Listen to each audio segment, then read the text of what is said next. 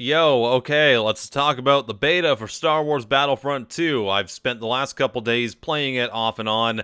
I can only really play those betas for a few hours because, there's like one or two maps available in them, or one map for every mode, and that gets a little bit old after a while. Then when the game comes out and you play it, you're like, oh, I got to play this map again for the millionth time when I haven't played any of the other maps before, so, beta pains and all that, but I want to talk about my experience with Battlefront 2, because it's been very up and down. I wouldn't say I've had a great experience with it, but there are definitely things that I think are marked improvements over the 2015 original version of the game. So, yeah, it's a very mixed bag in this one. Now, I'm gonna say right off the bat that I really hate the loot box system, as I think you would assume I do. It's blatantly pay to win. You can buy them for real money. They affect gameplay. In fact, all of the progression in the game is tied to the loot boxes, so you open them up, and then you get random upgrades or weapons or cosmetics, and it actually makes the cosmetics feel less valuable than the other stuff, and makes it kind of annoying to get them, which I don't really like. And yes, you can craft the weapons and stuff, but it takes a long time to do that, and it feels very grindy. I did it for a few of them, and it's very irritating with the system that they currently have in place. So I want to see that completely fixed and switched around a bit, because I think it is extremely excessive and not really acceptable. Are we good? I think that's pretty concise, and I'm kind of done with that one now, because other people have said everything that I feel needs to be said about it. It's all over the internet, so if you want to go listen to someone talk about it for 40 minutes, TB did a video. Go watch his video, he says everything that I would have said. So aside from that, let's talk about the gameplay and the game modes and all that stuff in the Battlefront 2 beta. Now, I really like parts of it, and then other parts of it make me absolutely infuriated and remind me why I didn't like the 2015 version. So, first of all, let's go positive for a second. I really like the space battles in Battlefront 2. They're a big improvement over the mechanics, like the flying and the upgrades, and even everything about it feels a lot more concise. It feels like you're actually flying a spacecraft this time. You have more control over everything you're doing, and I feel like a lot of that is due to the Death Star expansion from the last game, where they did tweak some of the flying and everything to make it a lot more enjoyable to do. And I really appreciate that, because flying around in X-Wings, TIE Fighters, and other ships in the Star Wars universe, that hasn't really been done in years. I mean, not since, say, the Rogue Squadron games or the original Battlefront 2, as there being a Star Wars game that really lets you do that. So that's a really welcome addition to, your gameplay experience, because flying X-Wings and TIE Fighters is freaking awesome. And thankfully, they made the combat and the dogfighting really enjoyable. There's a lot of really cinematic moments that happen when you're playing it. Like, I was flying through a Star Destroyer, and I took out, like, an entire squadron of Y-Wings and X-Wings that were guarding them, trying to do, like, a bombing run on, I think, they were shield reactors in the Star Destroyer. But it felt like I was in the movies, and that's really awesome. I love the objective game modes in it. I think that they do a really good job of varying it up, so you might start out by taking out frigates, then have to move on to destroying Y-Wings or taking out shield generators, and some really varied stuff that makes it so you're not just encouraged to try to take out the rest of the players, because obviously, if you were just dogfighting, that could get a bit boring, and vice versa as well. If you were just taking out, like, the frigates or whatever, that would get a little bit irritating if you weren't rewarded properly for doing PvP. I will say that it feels a little bit cheap sometimes when you get destroyed by a ship in under 2 seconds and have no way to react to it, and I think part of that is because they made it very easy to dogfight and to aim and hit the enemy by, like, giving you a giant white circle that you just have to, like, move your mouse over and shoot at, and then you'll, like, guarantee to hit them. I feel like that could be tweaked a little bit to make it a bit more skill-based, along with, say, maybe adding a flare system for the missiles or something, because they can be very difficult to avoid sometimes, but overall, it is a really fun experience.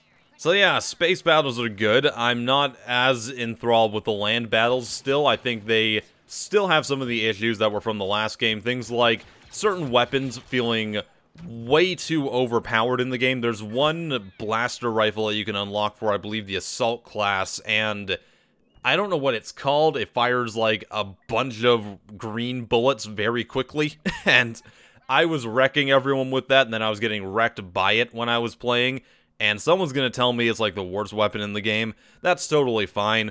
In my experience, it felt like that thing was destroying me on most occasions, and it didn't really feel fair. And I think not feeling fair is the biggest problem with the multiplayer in Battlefront, both the 2015 version and Battlefront 2.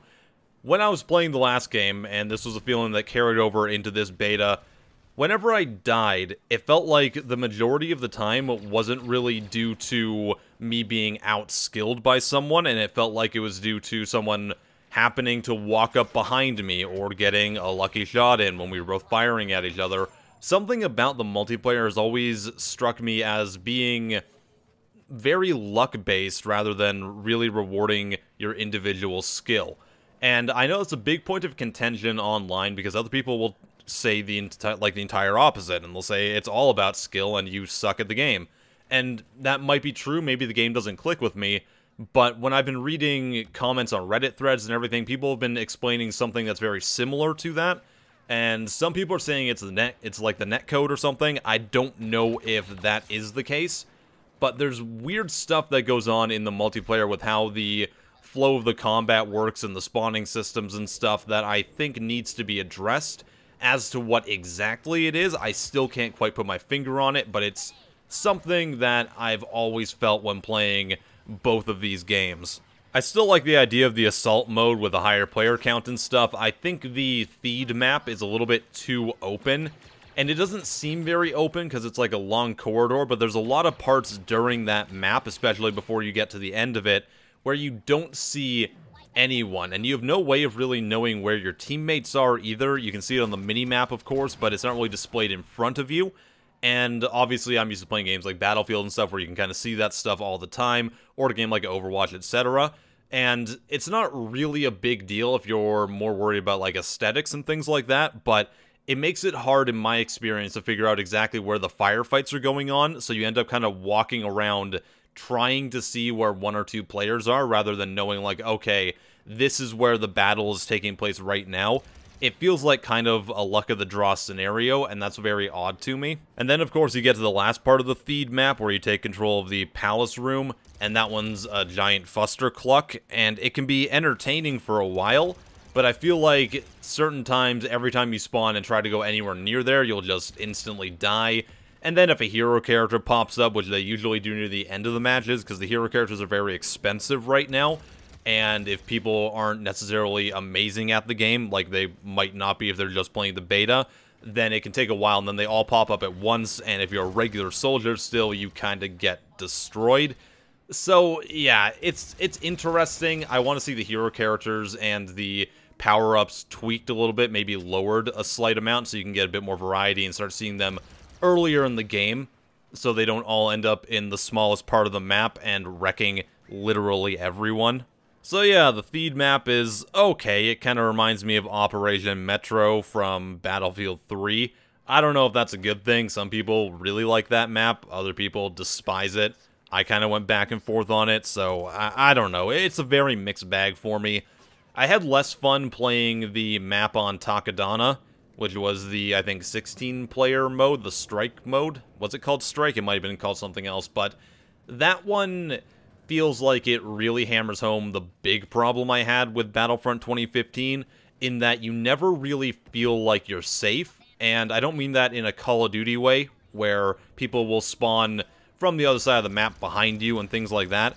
I feel like that happens to an extent, but it feels like there's no place where you can even, like, get cover in Battlefront 2, especially on the map that we played on Takodana, because you're always kind of, like, on a little hill, and then people are all around you constantly, and I felt like 90% of the time when I got killed, it was from behind, or it was from a jet trooper, or someone with a power-up, and that doesn't really make me feel good. It doesn't give me a good power fantasy when I'm playing Star Wars, and I've been a big supporter of the idea that when you are playing Battlefront, or when you play the original versions of the game, that it was more about that power fantasy where you could go and mow down hundreds of droids or stormtroopers or rebel scum, and it was never really about the multiplayer so much. Even in the online mode, there's usually bots running around and things like that, then you'd run into players occasionally, so it's always been something that I haven't really enjoyed, you know? I don't like spawning in and feeling like cannon fodder. I think that's the biggest issue I've had with Battlefront, where I never feel like I'm powerful.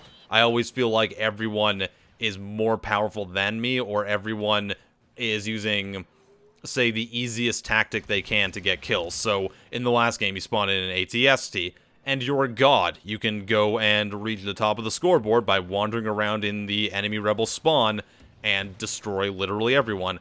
I feel like that's still a bit of a problem, and it really hampers the entire flow of the game when you're playing the multiplayer. So aside from that, I also played the arcade modes, and they're pretty standard. They feel like the last game. Now, I'm pretty sure they're going to have offline versions of the multiplayer modes this time, and that's cool. That's totally fine with me.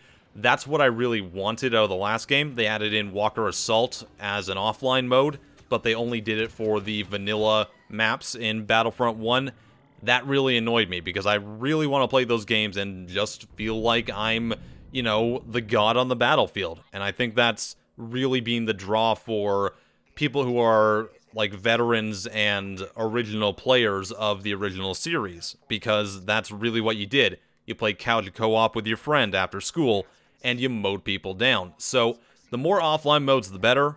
I like the idea of the campaign. I think that's going to be a very interesting story, but I want that, yeah, that sandboxy offline version of the multiplayer. That's all I need. I'll play that game for hours and just have fun. I think that's pretty much it. I've rambled about the Battlefront 2 multiplayer beta. I think it was okay. There's improvements over the last one. The loot boxes are absolutely atrociously awful. They need to fix that, and I'm tired of talking about loot boxes because it seems to be that this year, this gaming season, which is like that end of September to early December period, that's when all these AAA games finally decided to throw in their loot boxes and throw in their gameplay-affecting microtransactions, and that's something that we're going to have to talk about for like a while here. And you might get annoyed at that, but I mean, it's a big problem, so I'm probably going to talk about it a lot more. Okay, if you played the Star Wars Battlefront 2 beta, did you like it? Let me know your thoughts in the comments below. If you want to get in contact with me, you can do that in the comments, or you can join my Discord, or send me a message on Twitter, whatever you want to do. I am PattyJack. I'll see you next time. Have a wonderful day.